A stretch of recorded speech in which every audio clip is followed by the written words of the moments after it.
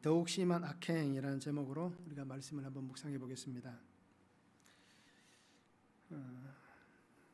우리 성도님들은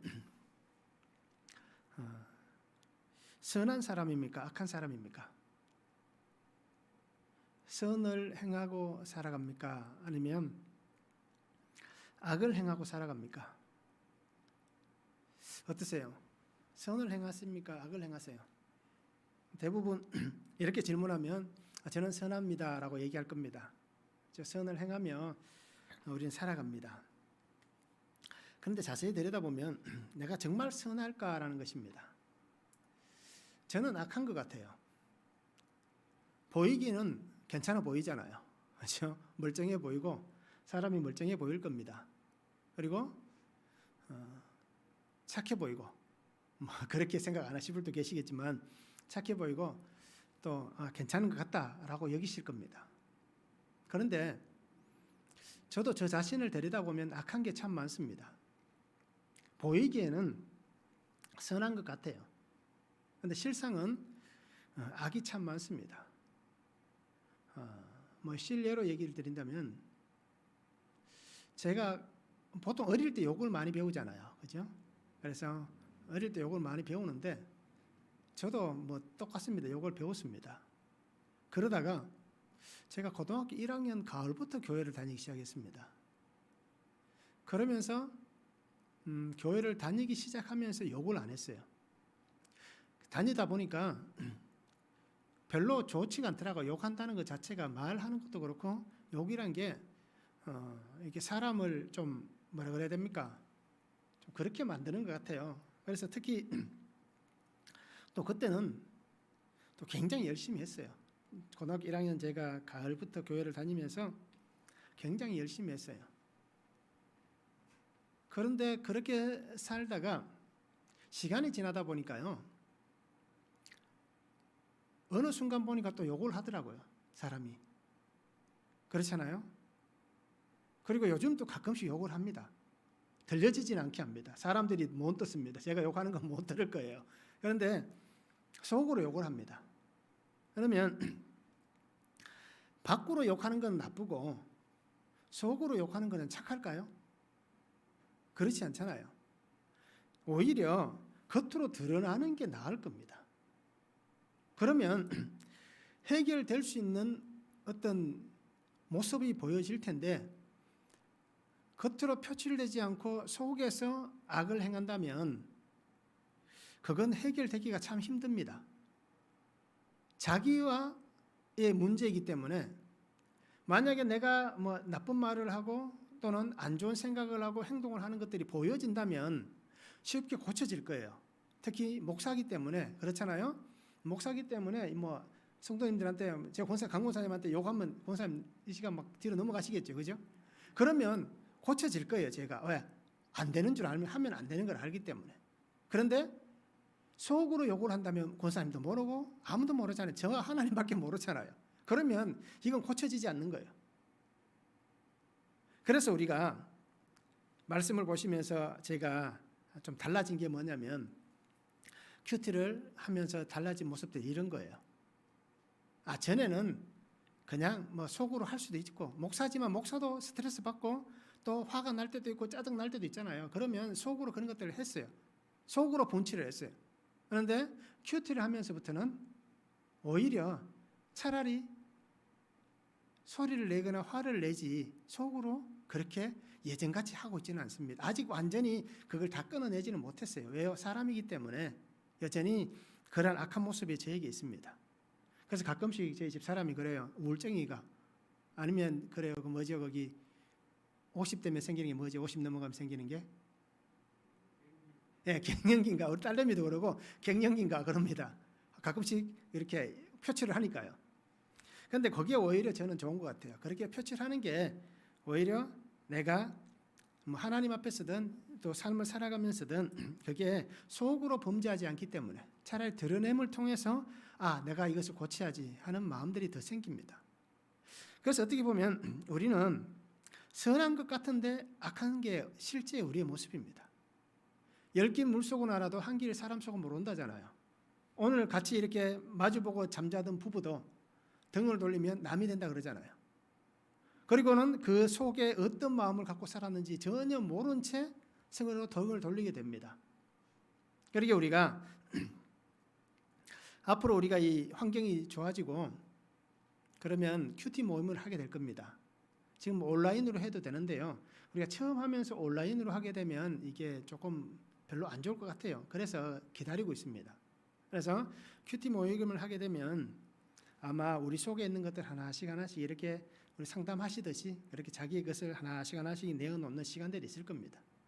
그러면 우리 안에 있는 문제들이 우리가 큐티하면서 그 뒤에 나온 간증집들 나와 있잖아요. 그분들이 다 그렇게 하시는 거예요. 그러면서 서로가 서로에게 힘이 되고 위안이 되는 그러한 관계들이 세워져 가는 겁니다. 그래서 다시 한번 우리가 생각해 보기를 원하는 것은 나는 정말 선한 사람인가? 나는 악한 사람인가? 하는 것을 한번 생각해 보시기 바랍니다. 내가 악하다라고 여길 때는 언제냐면 이럴 때는 내가 악하구나라고 여기시기 바랍니다. 자기도 모르게 갑자기 악한 말이 나온다든지 아니면 그냥 무심코라도 자기 속에서 욕이 나온다든지 그죠? 다른 사람을 전혀 와서 서로 간에 문제가 없었는데 자기도 모르게 돌아서 있는데 그 사람 대해서 갑자기 비난이 올라온다든지 이러면 내가 악한 사람이다라고 생각하시기 바랍니다. 이것이 말씀 안에서 자기를 진단해낼 수 있는 방법입니다.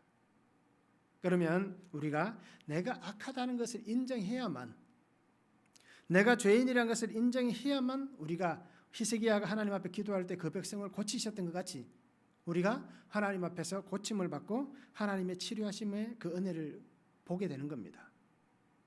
그래서 우리가 악한지 선한지를 한번 잘 보시기 바랍니다. 그래서 나 때문에 누군가가 선한 영향력을 받아가는지 아니면 나 때문에 누군가가 악한 영향력을 받아가는지 우리가 말씀 안에서 자신들을 잘 돌아볼 수 있으면 좋을 것 같아요.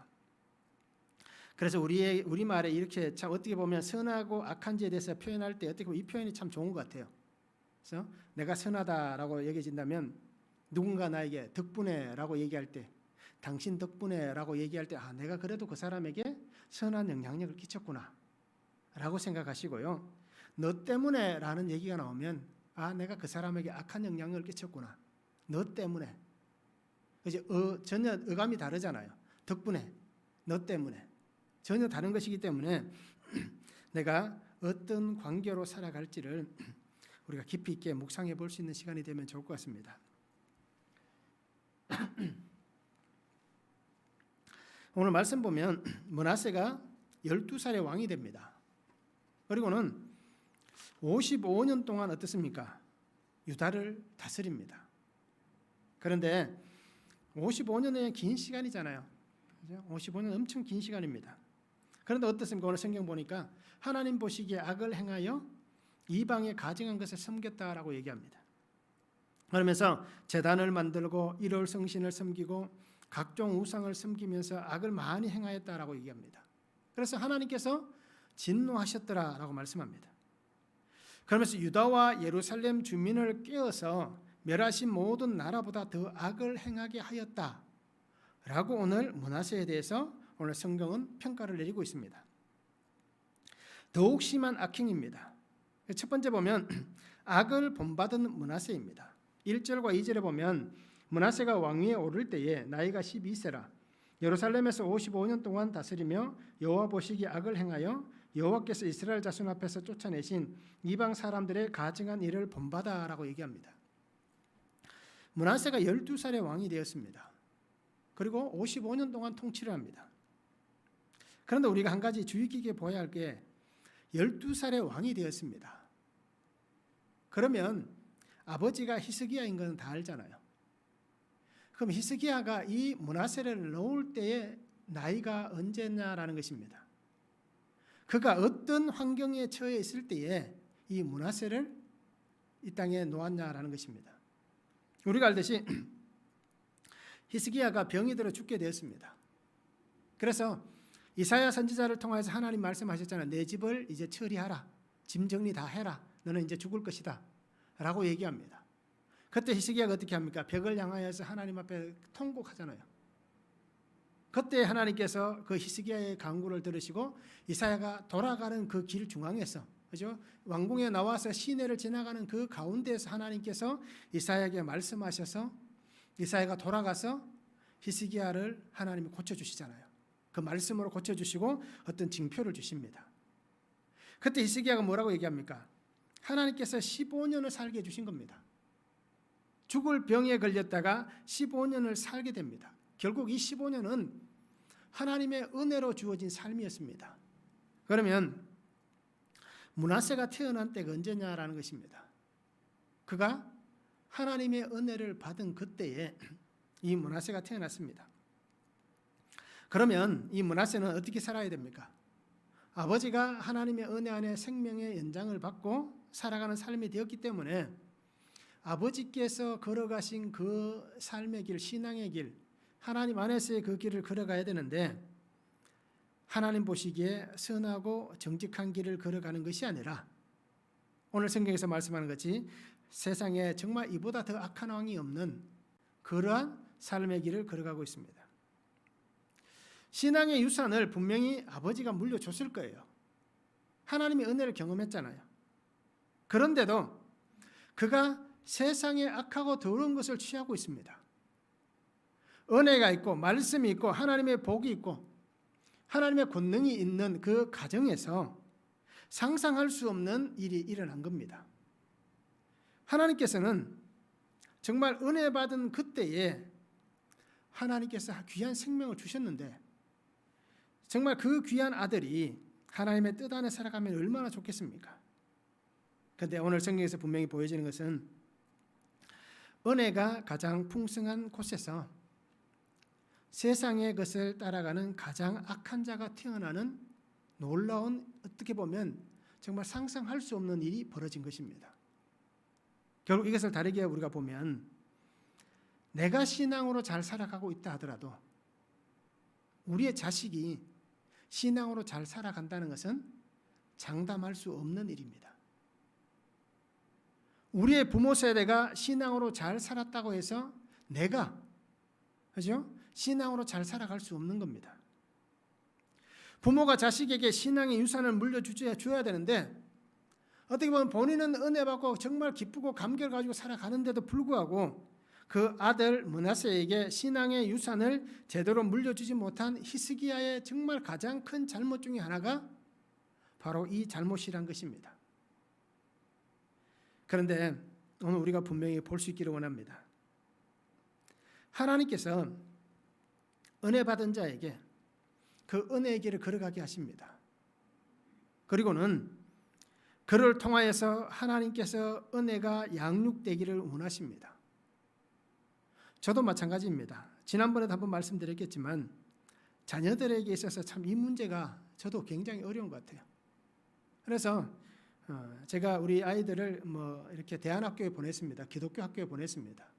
그러면서 제가 노렸다면 표현이 맞겠죠. 원했던 게 뭐냐면 아이들이 기독학교를 다니면서 부모가 특히 목사가 자기 자식 신앙 교육시키기가 좀 쉽지는 않습니다. 다른 성도들을 양육하고 하는 것은 어떻게 보면 참 쉽다라고 표현하면 좀 그렇지만 자식 양육하는 것보다는 어떻게 보면 좀 수월하잖아요.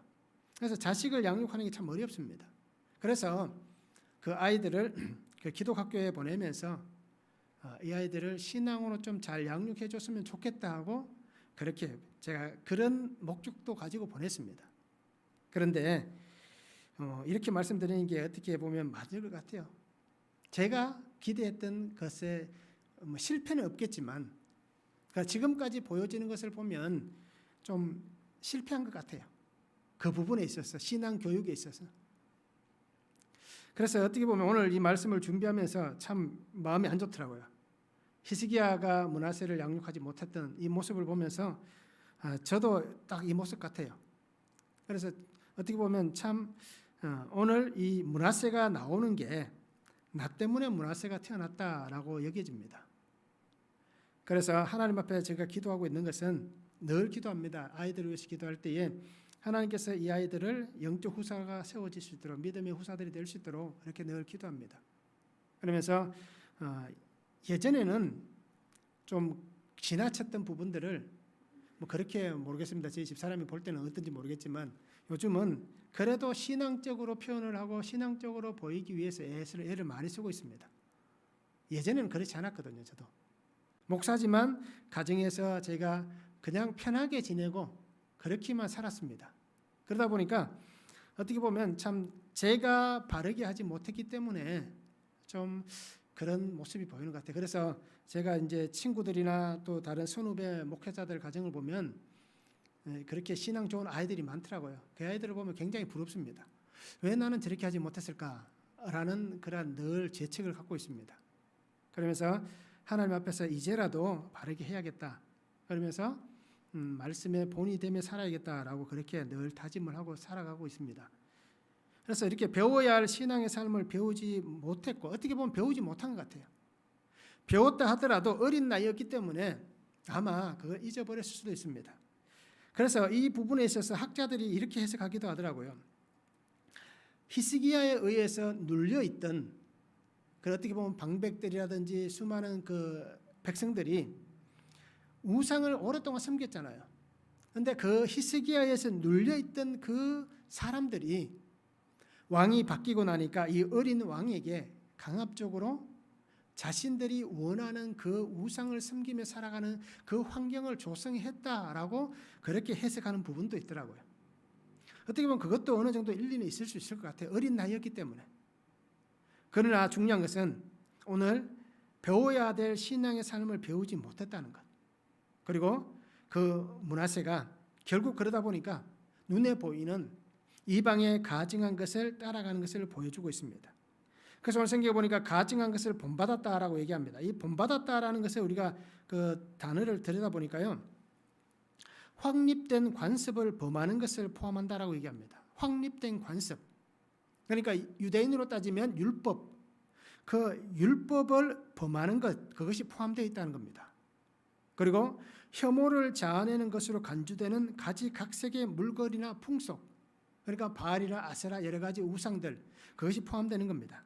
그래서 이렇게 하나님의 말씀을 끊어버리고 그리고 눈에 보이는 그 혐오스럽고 볼품없는 가지각색의 물건이나 이 풍속을 따라가는 그것이 바로 이 가증한 삶을 본받았다라고 얘기하는 것입니다. 그래서 이것을 이렇게 보면 됩니다. 일반적인 것일 수도 있고요. 그리고 제사를 드리는 것일 수도 있고요. 또는 윤리적인 것일 수도 있습니다.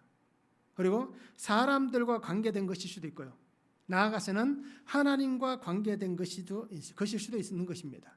그래서 이 모든 것들이 가증한 것이다라고 얘기하고 있습니다. 그래서 이 가증한 것을 본받았다라는 것은 바로 하나님이 가장 싫어하는 겁니다. 하나님께서 싫어하시는 것, 그 지독하게 싫어하시는 그 행동을 하는 것, 이것이 바로 므낫세가 가증한 것을 본받고 있는 것입니다. 그래서 이 므낫세는 어떻게 합니까? 그렇게 하면서도 내가 하는 것이 정당한 것이다 라고 여기고 있다는 것입니다. 아무리 신앙의 삶을 사는 부모라 할지라도 자식을 어떻게 할 수는 없잖아요. 이것이 어떻게 보면 핑계거리도 될 수 있겠지만 또 히스기야가 살아있었다면 이렇게까지는 되지 않았겠지만 히스기야가 보이지 않는 그 시대이기 때문에 이 아들이 자기 마음대로 해도 누구도 그 주위에서 그를 제어해 줄 수 있는 사람이 없었다는 겁니다. 그래서 이렇게 어떻게 보면 최고의 유산은 믿음을 물려주는 것인데 이 최고의 유산을 물려주지 못한 이 모습이 오늘 성경에 등장하고 있는 것입니다. 형통할 수 없는 삶인데 형통한 것 같이 보입니다. 그런데 어떻습니까? 그것은 형통한 것이 아니라 그것이 저주이고 심판이 되는 것입니다.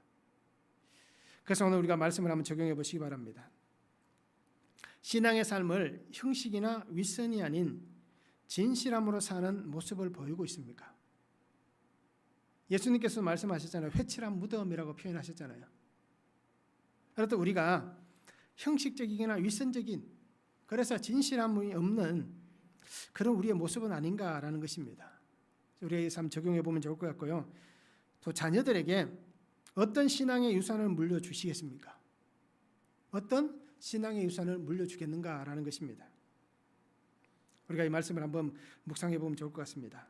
두 번째는 악을 행하여 하나님을 진노하게 하였습니다. 3절에서 6절에 말씀합니다.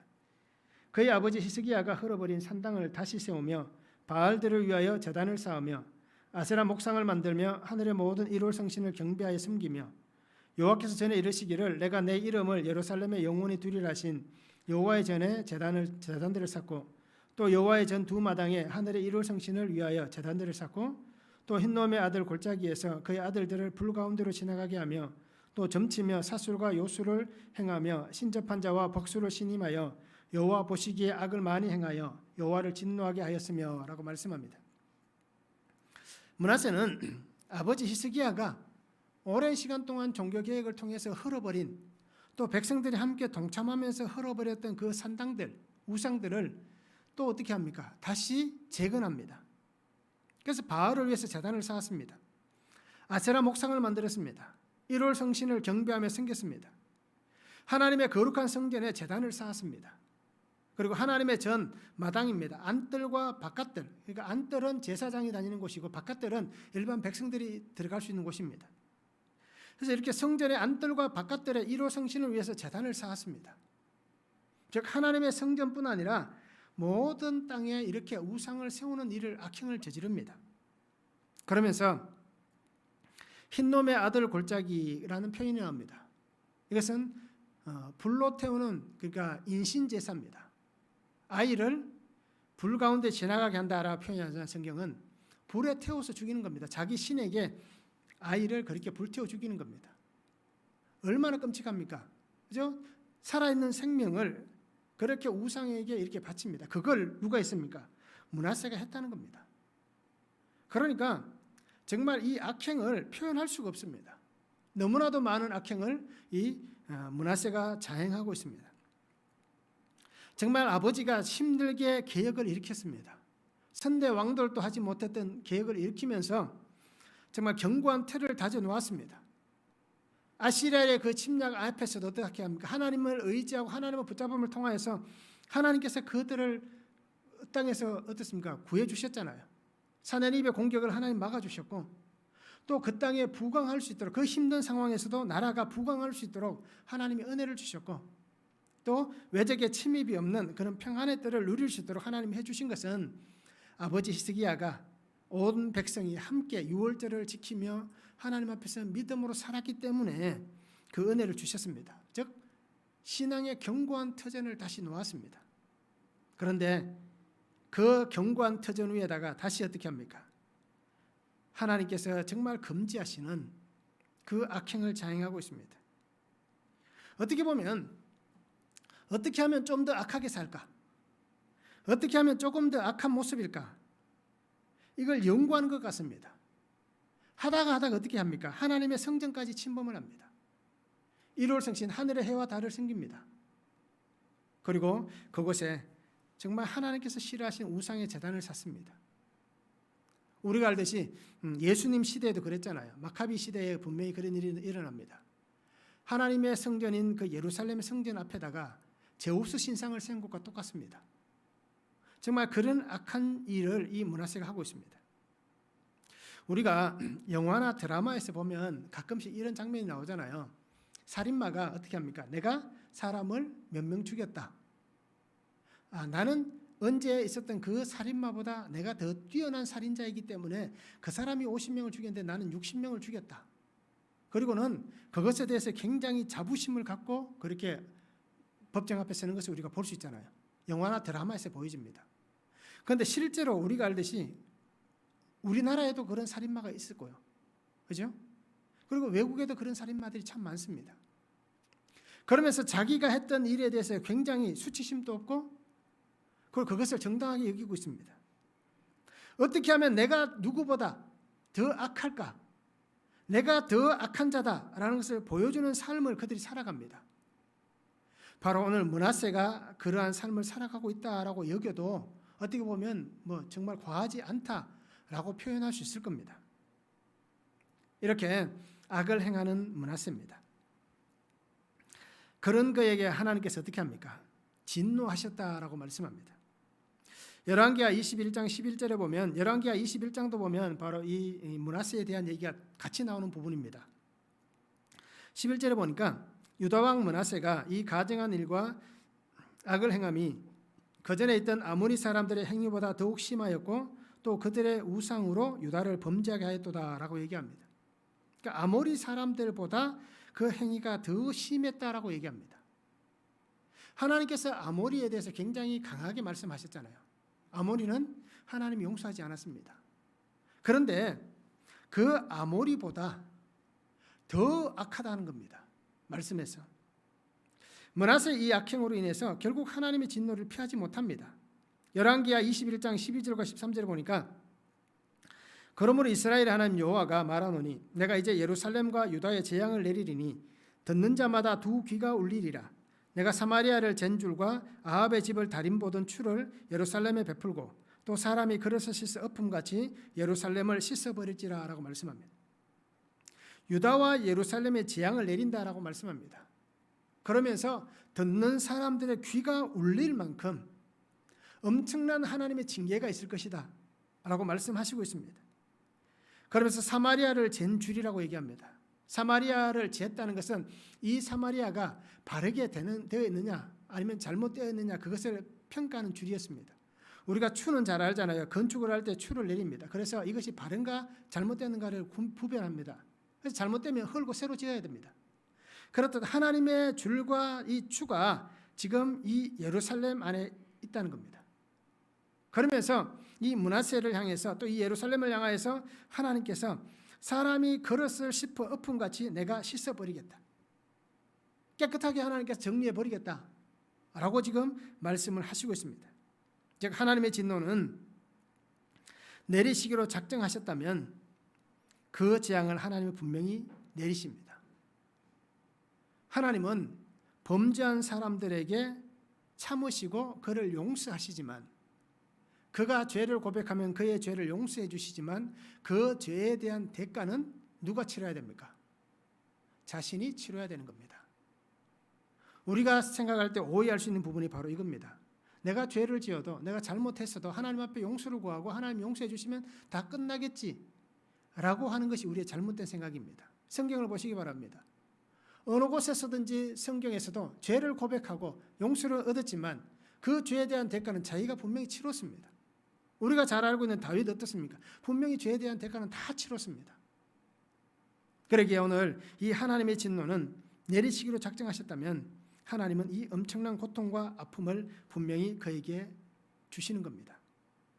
하나님의 진노는 출애굽기 15장 7절의 말씀같이 주께서 주의 큰 위엄으로 주를 거스르는 자를 엎으시나이다. 주께서 진노를 발하시니 그 진노가 그들을 지푸라기같이 사르니이다 라고 말씀합니다. 애굽의 군대가 쫓아오고 난 다음에 모세가 어떻습니까? 그 홍해를 건넌 다음에 하나님 앞에 기도하며 찬양하는 장면입니다. 하나님께서 어떻게 하셨습니까? 그 진노를 발하셔서 그들을 지푸라기같이 살랐다. 애굽의 모든 군대를 그 홍해 바다에 장사 지냈다 라고 분명히 말씀해 주시고 있는 겁니다. 악을 행하는 자, 말씀 없이 살아가는 자는 결코 하나님의 진노를 피할 수가 없습니다.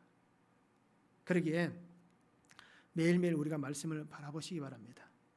그러면서 그 속에서 내 죄가 보인다면 그것이 하나님 앞에서 할렐루야가 되는 겁니다.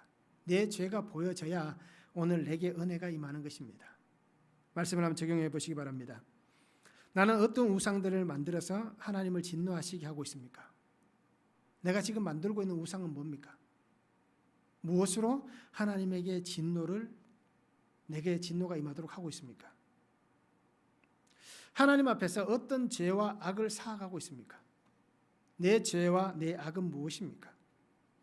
그래서 우리가 말씀을 통해서 한번 잘 적용해 보았으면 좋겠습니다. 세 번째는 백성들을 악의 길로 몰아넣었다는 겁니다. 7절에서 9절에 말씀합니다. 또 자기가 만든 아로 새긴 목상을 하나님의 전에 세웠더라. 옛적에 하나님이 이 성전에 대하여 다윗과 그의 아들 솔로몬에게 이르시기를 내가 이스라엘 모든 지파 중에서 택한 이 성전과 예루살렘에 내 이름을 영원히 둘지라. 만일 이스라엘 사람이 내가 명령한 일들 곧 모세를 통하여 전한 모든 율법과 율례와 규례를 지켜 행하면 내가 그들의 발로 다시는 그의 조상들에게 정하여 준 땅에서 옮기지 않게 하리라 하셨으나 유다와 예루살렘 주민이 므낫세의 꾀임을 받고 악을 행한 것이 여호와께서 이스라엘 자손 앞에서 멸하신 모든 나라보다 더욱 심하였더라 라고 말씀합니다. 하나님은 약속을 하셨습니다. 모세를 통하여서 약속해 주셨고 또 다윗을 통하여서 분명히 하나님이 약속해 주셨습니다. 그러면서 그 하나님 앞에서 거룩하게 구별된 하나님의 자녀된 하나님의 성전에서 거룩함으로 살아가며 말씀에 순종하고 하나님의 약속하신 모든 것을 기대하고 바라는 그 은혜로 살기를 원하셨습니다. 하나님께서 그 약속 안에서 이 땅을 주셨잖아요. 원래 이 땅은 자기의 땅이 아닙니다.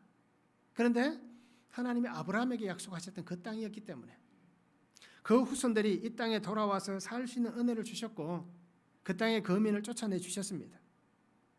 자신들보다 훨씬 힘이 강한 그들을 자기 힘으로는 쫓아낼 수 없었는데 하나님 주신 은혜 안에서 그 땅을 정복할 수가 있었습니다. 그래서 적과 꿀이 흐르는 이 약속의 땅을 영원한 기업으로 그들이 받았습니다. 그 이유는 뭡니까? 하나님의 약속을 붙잡았기 때문에 하나님 안에서 말씀을 지키고 율법과 율례와 규례를 지켜 행했기 때문에 그 약속들이 온전히 이루어졌습니다. 그런데 므낫세는 지금 어떻게 하고 있습니까? 하나님의 약속을 스스로가 깨뜨리고 있습니다. 파괴하고 있는 것입니다. 자기가 만든 목상을 하나님의 전에 세웠습니다. 그리고는 자신뿐 아니라 모든 백성들이 함께 그곳에 나와서 이것이 우리의 신이다 라고 여기며 살아가도록 오늘 성경에 보니까 꿰어서라고 말씀합니다. 백성들을 꿰었다라고 얘기합니다. 어떻게 보면 이 므낫세도 여로보암과 똑같습니다. 베델과 다한에 금송아지 우상을 세워놓고 이것이 이제부터 너희의 신이다. 예루살렘으로 갈 것 없다. 이곳에서 하나님 앞에 예배드리라 라고 얘기했던 여로보암과 이 므낫세가 똑같습니다. 우상을 하나님의 전에 세워놓고 이것이 우리의 신이다 라고 여기고 있는 겁니다. 이 므낫세의 이 악행, 백성들도 똑같이 어떻습니까? 악을 행했지만 그런데 그 악이 누구에게서 시작되었느냐? 바로 이 므낫세에게서 시작되었다라는 것입니다. 그래서 오늘 성경은 므낫세의 꾀임을 받고 악을 행한 것이라고 말씀하고 있습니다. 약속을 붙잡고 살아야 됩니다. 그 말씀 안에 살아가야 됩니다. 약속이 이루어지는 은혜의 삶이 되어야 됩니다. 그런데 반대로 약속을 깨뜨리고 악행을 자행하고 파멸과 심판의 삶을 살아가는 어리석은 인생이 되고 있는 것을 볼 수 있습니다. 그런데 자기만 그런 게 아니라 모든 백성이 그렇게 되게 합니다. 왜 므낫세에게 이 악행을 돌리고 있습니까? 지도자이기 때문입니다. 왕이기 때문입니다. 지도자가 바르게 세워지지 않으니 백성들까지도 그렇게 잘못된 길로 행하는 겁니다. 사람이 누구에게 잘 보이고 싶겠습니까? 왕에게 잘 보여야 자기들이 출세할 수 있고 이 땅에서 어떻게 보면 왕의 그 권력을 덧입어서 자기들도 이 세상에서 떵떵거리며 살아갈 수 있는데 이 왕에게서 벗어난다면 이 왕의 눈에서 어떻게 보면 미움을 산다면 참 힘든 삶이 되잖아요. 그러니까 이 백성들이 왕을 쫓아갈 수밖에 없는 겁니다. 지도자가 바르게 서지 못하니까 모두가 이렇게 잘못되는 겁니다. 오늘 성경은 이 므낫세의 꾀임이다라고 말하지만 따지고 보면 쌍방입니다. 일방통행은 없는 것입니다. 그런데도 이렇게 말하는 것은 지도자에게 더 큰 잘못이 있다는 겁니다. 그래서 오늘날 우리가 알아야 될 것은 교회에서 목사가 가장 큰 문제이고요. 그 다음에 중직자들입니다. 그러기에 하나님께서 우리에게 물으실 때에 교회 공동체 안에서 뭔가를 물으실 때에 그 잘잘못을 따지실 때 가장 먼저 묻는 사람들이 목회자와 중직자들입니다. 리더이기 때문에. 교회 리더가 바르게 세워져 있지 않으면 하나님께서는 이 공동체를 쓸어버릴 수도 있다는 겁니다. 그래서 오늘 말씀에서 우리가 분명히 깨달을 수 있기를 원합니다. 리더로서 내가 어떻게 살아가느냐, 내가 어떤 삶을 보이는 것이 올바른 것인가를 우리가 분명히 깨달아야 됩니다. 리더가 바로 서지 않으면 그 밑에 있는 사람들 봐라, 목사님도 그러고 장로님도 그러고 집사님도 권사님들도 그런데 나쯤이야, 그냥 평신도인 나쯤이야, 이렇게 되는 겁니다. 저렇게 악행을 행하는데 중직자들도 저렇게 악을 행하는데 나같이 평신도가 좀 악을 행한다고 해서 뭔 그게 대수겠느냐라고 생각합니다.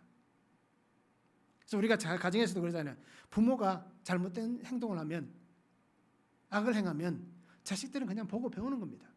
우리 부모도 그렇게 하는데 말은 하지 않지만 그 행동을 통해서 그냥 배우는 겁니다. 그 환경 안에서. 교회도 마찬가지입니다.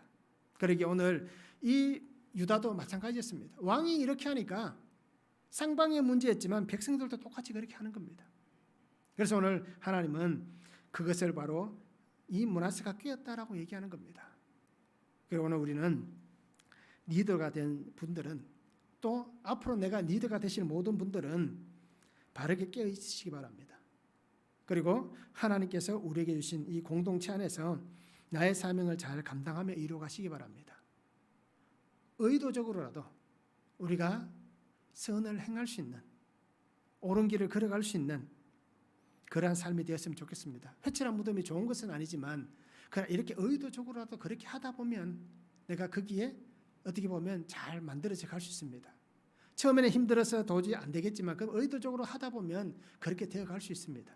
그렇게 말씀도 읽고 묵상하기 힘들지만 계속 하다 보면 그렇게 되어 갈 수 있는 겁니다. 그러기에 우리 성도님들이 이렇게 주신 사명들을 잘 감당할 수 있는 그런 리더가 되면 참 좋을 것 같습니다. 말씀 한번 적용해 보시기 바랍니다. 나는 말씀이 없어서 세상의 것에 꾀임을 받고 있지는 않습니까? 말씀이 없어서 말씀을 읽고 있기도 하고 또 말씀을 잘 알기도 하는데, 그런데 정말 그 말씀이 없는, 예수 그리스도가 나의 구주로 고백이 안 되고 예수님의 십자가 죽음이 내 죄 때문이면 고백이 안 되고 주의 보혈의 피가 나의 죄 때문이면 고백이 안 된다면 말씀이 없는 겁니다. 읽은 말씀, 우리가 뭐 소설을 읽든지 유행가 가사를 알듯이 그것은 읽고 하다 보면 자연스럽게 알아지잖아요. 그렇다면 말씀도 그렇게 알고 있다면 그것은 말씀이 없는 겁니다. 그러기에 말씀이 없어서 내가 꾀임을 받고 있는 것이 무엇이 있는가 한번 적용해 보았으면 좋을 것 같습니다. 세상의 것이 좋아서 나를 그렇게 깨워주기를 바라는 혹시 이중적인 마음은 없습니까? 나는 그렇게 하기야 그리스도인이니까 내가 그렇게 하기는 좀 그렇고 나를 좀 이렇게 해주면 좋겠다. 이렇게 이중적 마음은 갖고 있지는 않습니까? 어쩔 수 없이 그랬습니다. 그 사람이 내게 이렇게 간청하고 부탁하고 그렇게 나를 손을 잡길래 내가 못 이기는 척하고 잡았습니다. 이것도 죄이고 악입니다. 그리고 우리가 말씀을 한번 잘 적용해 보면 좋을 것 같습니다. 그래서 로마서 12장 2절 말씀하잖아요. 너희는 이 세대를 본받지 말고 오직 마음을 새롭게 함으로 변화를 받아 하나님의 선하시고 기뻐하시고 온전하신 뜻이 무엇인지 분별하도록 하라라고 말씀합니다. 므낫세는 약속을 깨뜨렸습니다. 결국 다윗의 등불을 꺼트린 자입니다. 그런데 하나님은 오늘 우리에게 뭐라고 얘기하십니까? 너희는 약속을 세워가는 자가 되라고 말씀합니다. 선한 길과 악한 길은 나의 앞에 있습니다. 내가 무엇을 잡을지를 분명히 보시기 바랍니다. 말씀이 없이 선한 길은 없습니다.